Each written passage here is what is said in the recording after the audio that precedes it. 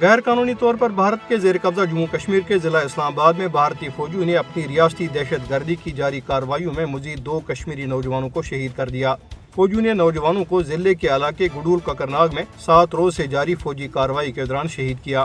Kashmir zone کے additional director general police وجے کمار نے دعویٰ کیا کہ شہید نوجوانوں میں سے ایک کی شناخت عزیر کے طور پر ہوئی ہے۔ اس سے قبل اسی علاقے میں پردیپ نامی ایک بھارتی فوجی کی لاش برآمد ہوئی تھی، جس سے گزشتہ ہفتے کوکرناگ میں شروع ہونے والی جھڑپ کے دوران ہلاک ہونے والے بھارتی فورسز اہلکاروں کی تعداد 6 ہو گئی ہے۔ یہ فوجی بدھ کو لاپتہ ہو گیا تھا۔ سری نگر کے خواجہ بازار چوک میں نامعلوم افراد نے بھارتی paramilitary central reserve police force کی گاڑی پر حملہ کیا۔ گاڑی علاقے میں جاری محاصرے اور تلاشی کی کارروائی کا حصہ تھی۔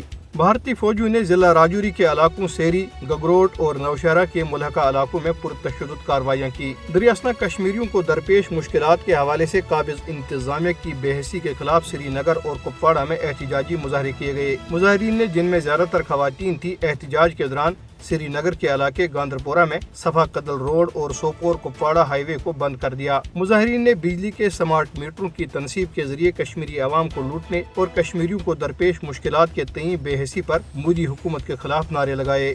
بھارتی پارلیمنٹ میں جموں کشمیر نیشنل کانفرنس کے رکن حسنین مسعودی نے ایوان زرین لوک سبھا میں خطاب کرتے ہوئے کہا ہے کہ دفعہ 370 کی منسوخی بھارتی آئین کے مطابق نہیں ہے، کیونکہ جموں کشمیر کو بھارتی پارلیمنٹ نے اتفاقی رائے سے خصوصی حیثیت دی تھی۔ انہوں نے کہا کہ 5 اگست 2019 کو اس دفعہ کی منسوخی یک طرفہ اور غیر جمہوری اقدام تھا۔